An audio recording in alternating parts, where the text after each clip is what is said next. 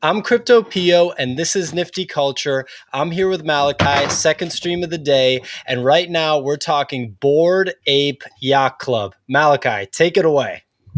Yeah, thanks, Pio. We've been talking about this for on your stream for the last 4 days, and then earlier today with the other big announcement. We thought it's probably time for us to go ahead and do the announcement and actually talk about it in more detail. These apes are going crazy. The floor now on them has reached between 0.45 and zero point 0.5 ETH, which is crazy considering you could have bought them for 0.08 when the project started. They didn't even sell out the first 600. So when you think about just the parabolic rise over the last 5 days, there's just a lot of hype. Then early this morning, Gary V hopped into the Discord on the Bored Ape Yacht Club, and I'm actually shocked that it didn't send the prices even higher. But we looked at that movement there. We started blogging about it when it was 500 ETH of volume, and today it's at 2.7. It's just wild to watch the excitement around this drop. That is wild. And yeah, like you said, we've literally been following it like on a daily basis. I've just been watching the floor for this project creep up, and I just haven't pulled the trigger. You, as usual, came through, aped in, pun intended. You bought two apes, right? Yeah, I did. I actually FOMO'd out of one of them this morning. Part of the plan was when I bought both, when I made the decision to buy one, I said, I really love this ape and I'm just going to keep it. And so I said, well, if I'm going to make some money off of this, I need to have a second ape. And then I almost FOMO'd into a third. And so today when the prices started stagnating, I said, you know what? ETH's at an all-time high. Let's pay for both of these. Let's sell it. I sold it for 0.51. But I've been refreshing ever since to see if there's any value. The Discord is there too. So, I'll probably pick another one back up if the timing makes sense. But, I regret selling it, but I didn't actually really like the attributes or the characteristics of the second one. So I didn't have that affinity or the loyalty to that piece. And so I said, you know what, let's just take the ETH and get out.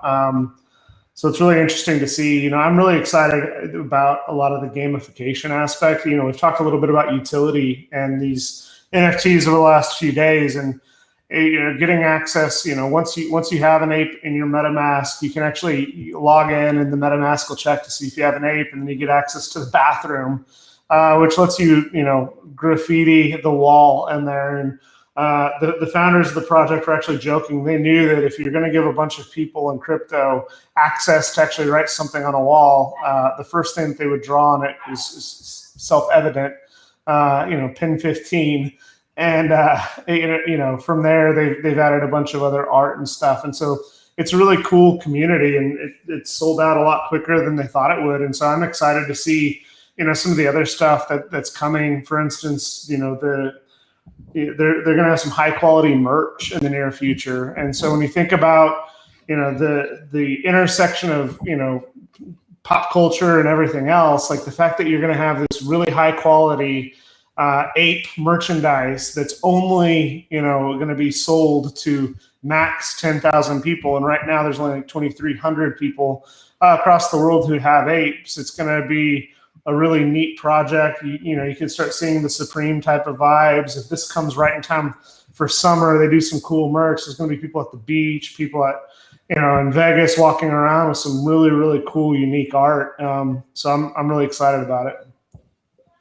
Yeah, I'm glad you said that, because I think a big draw of the apes, like the whole sort of draw of the apes, is similar to CryptoPunks, where there's like that finite amount, right? And there's the exclusivity. People are really proud when they own a punk. They make it their avatar on Twitter. I think apes, the artwork is really cool, and I think that that's undeniable. Like literally as soon as I saw it for the first time, 3 days ago, the first time I saw I was like, now that's like art style that I really appreciate.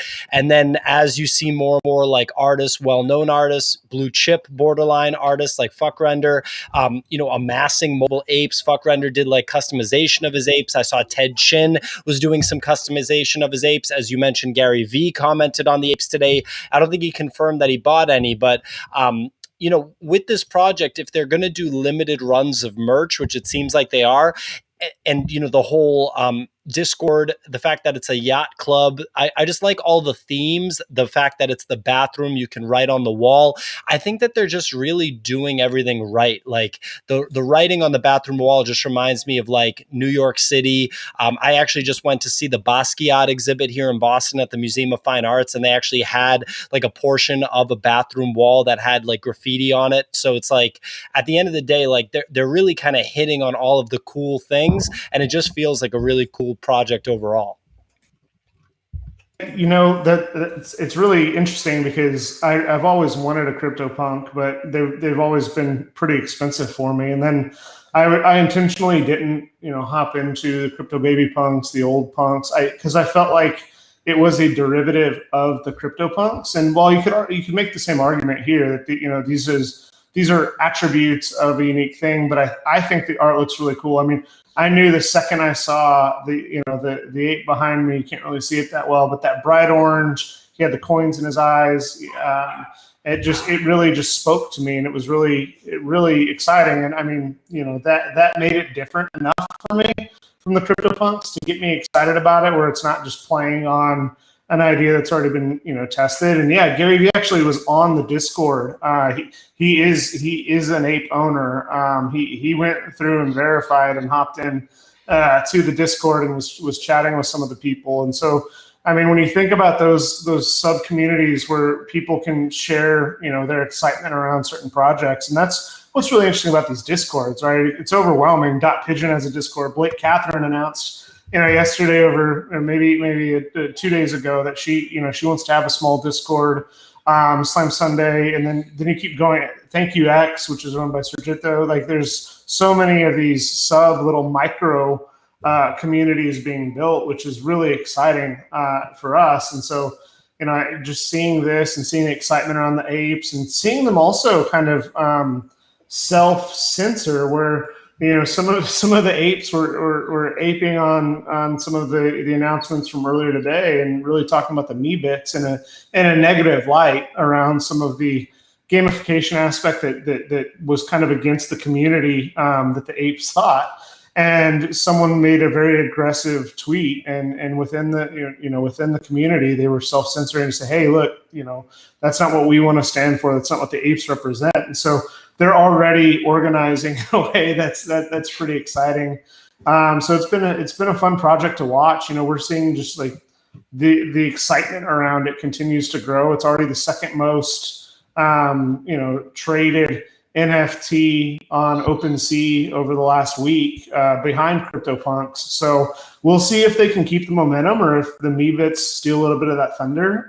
That's going to be the big test, is if the apes were able to steal the thunder from Beeple, not steal the whole thunder, but it was in the background. It had excitement and it kept up with the Beeple drop.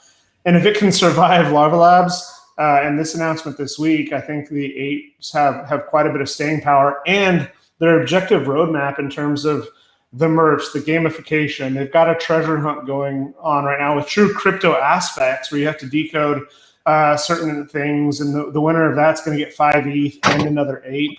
And then the tokenization piece, which is really exciting, where there's going to be breeding elements where they likely will follow. I forget the gentleman who talked about it on Clubhouse. And I wish I wrote his name down, but he was talking about another example where after a certain amount of time, if you have ape ownership, you will get a token. And with that token, you can choose one attribute of your ape and then create a derivative ape or a derivative piece off of that at some future state. So there's concerns that will that lower the value of the apes, but there's also excitement to say, what's next in the project. So there's some pretty cool things going on with it. I'm really excited about it. Yeah, I was going to ask you, because you mentioned the gamification of the apes, and I'm not privy to what that entails. You just named a couple of things there. Have they made any more announcements on that front besides the stuff that you just talked about? They haven't, and I mean, there's a lot of what's really cool about this project. Again, not associated with some of the other projects, is that they're giving the copyright ownership of the ape that you own to you. So if you wanted to do derivatives, if I wanted to go, and I might actually do this, go create a shirt with my ape on it so that I can have my ape as I'm walking around doing these podcasts and everything else. But if I wanted to create my own NFT derivative of that, where I change the background of some of the artists have been doing, I have authorization to do that. And so some of the ideas that we've been seeing on Clubhouse, or people are already talking about how can they use MetaMask to create other gamification layers where you could put your ape anywhere in the world that you wanted. You could put the ape where you actually are on Google Earth type of environments. They've talked about other literally creating clones of popular platformers and creating basically letting you put your ape into that game and actually be able to play that game and some of the things that go on there. So, we're still in the Wild West with a lot of the cool stuff that's happening with these non-fungible tokens. And I think there's no bad ideas. And it's really exciting to see that these all play off each other. You can say that, yes, this was a derivative or somewhat copied CryptoPunks, but in and of itself, it did something different. It added the community layer that was missing from some of those CryptoPunks. And so when you think about 3, 4, 5, 6 generations from now, I mean, do we have, as Mike was saying on our Discord earlier today, do we have, Meebits and a Minecraft crossover at some point in the near future, or do we have some way to make the apes more mainstream? It's just really exciting to see. I mean, I could see, and I wish my mind went blank. There's one awesome piece of Nifty Gateway art that was optioned into a movie recently. Like, I could see Aku, Moon Gone by Micah Johnson. Yep. And you did on Escape Velocity. I know you did a video on that as well, which was really well done. Everyone should go check that out. But I could see, like, if the apes become really popular, like, does Netflix make like an apes like cartoon about this? Like, there's so many options because these are so distinguishable. Those colors just pop so well, and there's so much thoughtfulness in terms of the attributes and the art that I could see a lot more excitement coming from this. And if you think about, as that continues to go mainstream, buying right now, with ETH popping, it's $1,500 entry point on a piece of art. Or 3 months ago, 6 months ago, we were complaining about the Nifty Gateway price as being so high. But if you actually were to do an analysis and watch ETH and the cost to mint and the cost that Nifty Gateway had to push into the minting process, that is part of the reason everything's risen so much. And so, hopefully, over the next few months, if ETH2 comes, the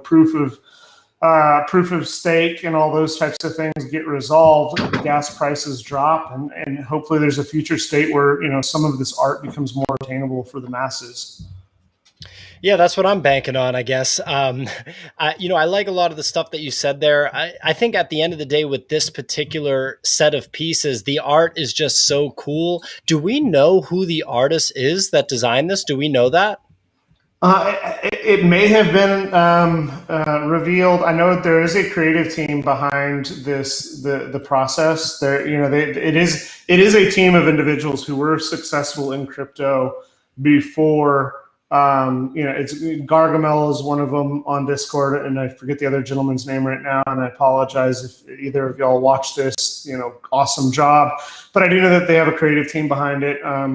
And if we do find that artist, definitely, or artists, they definitely deserve a shout out, because this is a truly, in a space that is becoming so convoluted with skulls and astronauts and common themes. They were able to take a concept, and you alluded to it earlier, when they were starting this project, they actually wanted to make it a fine art project. And the idea of the apes was, what is this, post maybe dystopian, but near future where, anyone who'd invested anything in crypto and hodled is able to retire and go to a yacht club. That was the genesis of kind of the evolution of this. And so then they started joking around, well, how would these apes actually act? And then they started realizing, okay, it'd be a rundown yacht club. They'd be successful, but it would have all these elements. And you can see thematically how all of this interplay is working well for the concepts. And so, I'm excited to see what they develop from this. They've got some mutant ape arcade idea that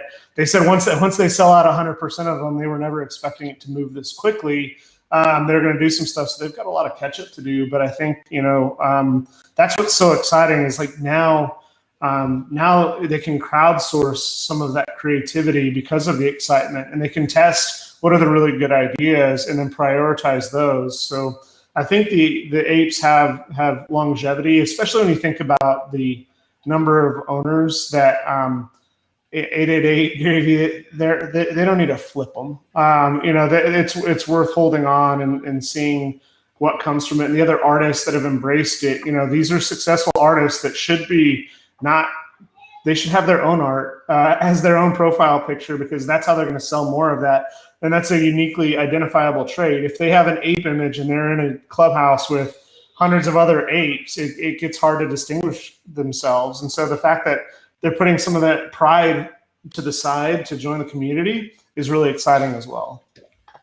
Yeah, that's a huge bullish signal. And this project, like, I really want to communicate to anyone that just, has taken a few days off from paying attention to the nifty sort of market at this point. This thing really took off. Like, we're not exaggerating here. This weekend was supposed to be Beeple's weekend. It's the Beeple's first drop. It was Beeple's first drop since the Christie's auction, which is supposed to be a huge deal. There were multiple $1 draw anybody could enter. You didn't even need to own one Nifty. The whole Nifty community was getting upset that was in place and tried so hard to have Beeple make a change. Given just the amount of outreach to Beeple going into that, I expected that would be changed, but it wasn't. So I don't know the story there, obviously, behind the scenes, why Beeple didn't want that. I guess he probably just wanted as many people as possible to get involved, and that was his framing. But we're looking at a weekend where the reason Beeple was a big deal is because he put those quizzes into the drawings, which we covered on NFTCulture and on Escape Velocity. And that brought a lot of interaction. It brought a lot of attention. But then we had the second drawing on, I believe it was either the first day or the second day. It was the first day, actually, that had a 1 minute time frame or time limit, and that actually upset quite a few people because they weren't able to get in. And then I think a lot of people got upset too at the third day, the Beeple collector day, because they weren't aware that you needed to be an owner of a Beeple, which is basically a $65,000 USD floor to be one. And I think a lot of newcomers to the NFT space were under the impression that they could buy this $1 lottery ticket to get a $50,000+ piece of art from Beeple, and it just rubbed them the wrong way. So it was sort of an up and down weekend, I'd say, for Beeple from a hype perspective. Obviously, he did incredibly well financially. Congratulations to Beeple. All of the work was incredible, so on and so forth, and goes without saying. But the apes really came in hot, like late on Thursday, early on Friday, and then over the weekend, it's just become more and more. And we're just seeing this floor creep up. Like, I think I could have bought one of these for 0.1 ETH a few days ago. I didn't. And now, we're 5x that already. And the hype's only growing. Now we have Gary V involved, 888 involved, all of these different artists repping apes before they rep their own work, like you said. Yeah, I mean, first off, shout out to Beeple. Like there's a lot of people that come into the space, make a bunch of money, and never come back. And Beeple's made enough money, and he could just disappear into the sunset and not do another thing. It's actually really funny. Beeple was on Clubhouse yesterday or the day before, and he said some really interesting things that got me excited about the future of some of his work. Some of the stuff that he was saying that was really exciting was he didn't know what this space up until he got his space. So he's less mature than most of the crypto people who are buying his art.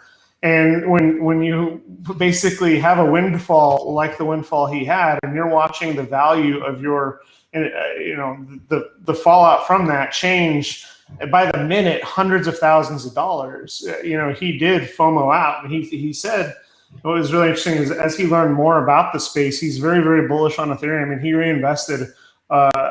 He said a good portion to the majority back into Ethereum. So all the skeptics, even John, who's part of NFTCulture, who are hard on him, I think hopefully they give him some space. It takes us all time. There is a lot of fear. I FOMO'd out of one of my apes today. But he also does this altruistically. And, there's a lot of accusations from the community about Beeple and the one nifty drop, and that's not fair. I don't think people realize or appreciate how much work Nifty Gateway is doing behind the scenes to make sure that those drops were fair and going to as many legitimate winners as possible. They're not perfect, but they also have to keep some of their methodology secret because it is a cat and mouse game. If they reveal all the ways they eliminate bots, they give away all their secrets, so botters can go find new ways. So hats off to Beeple, but yeah, you couldn't have an NFT conversation this weekend just about Beeple. You had to at least see what was going on Twitter, Clubhouse, and everything else. There are apes popping up left and right. Yeah, like you said, the apes were major scene stealers. Sorry about that. That was my dog dropping her bowl off of my bed. So this is my favorite ape right here. There's no question, like from what I just saw, he's got the party shirt on. He's got an earring, got a little cigarette in his mouth, and like some Ray-Bans on. How much do you think this one costs?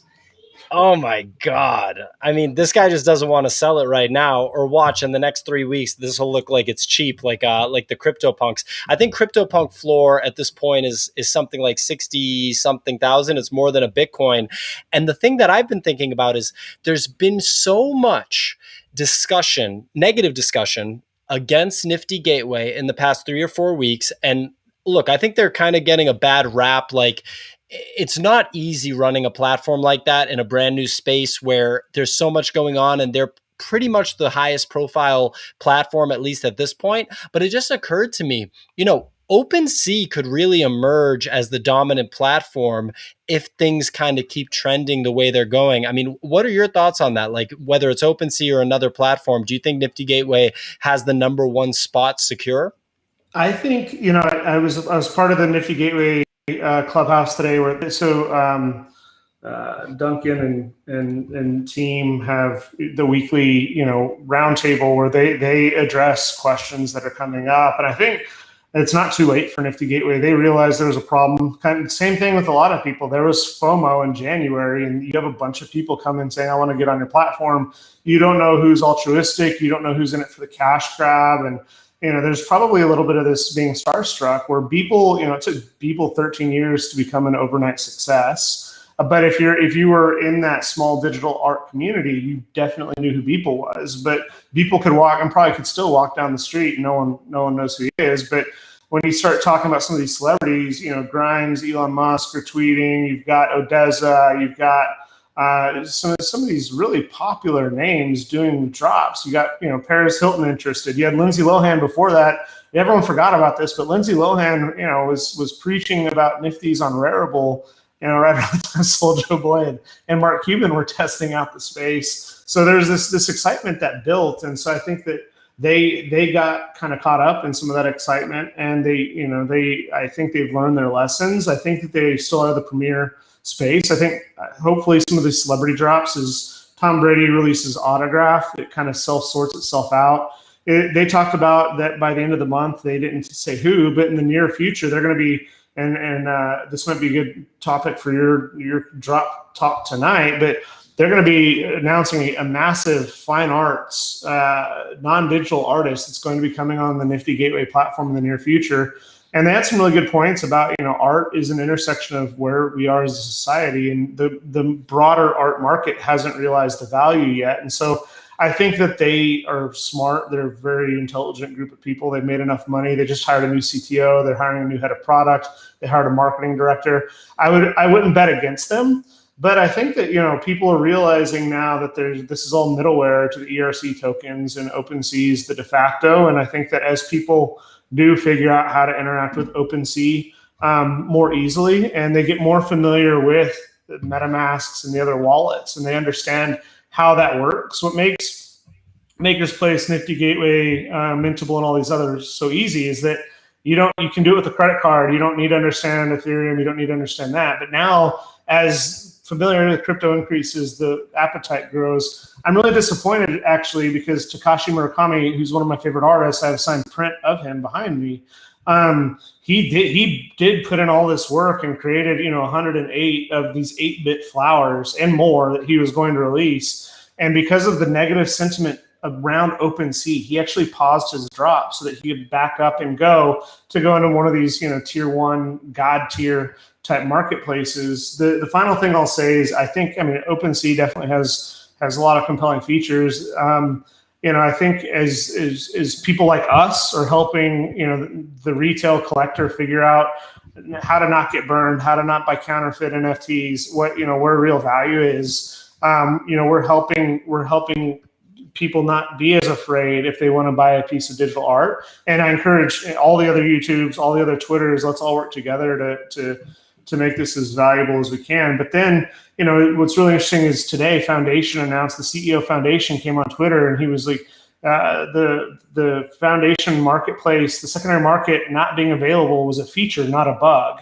They want it, and this is going to blow people's minds, Foundation's only been around for 90 days, which seems like with the pandemic and everything else, like the Foundation's been around a lot longer, but they didn't want they wanted collectors to come in and buy art that they really liked, and the artists, and the way they have the art set up so that artists could only invite other artists after that someone's bought their work, was a really cool concept. So now there's a bunch of high quality art, lesser known artists than on Nifty Gateway, but you weren't able to just sell your art immediately after the drop because you'd have to go to OpenSea. It's hard to figure out, etc.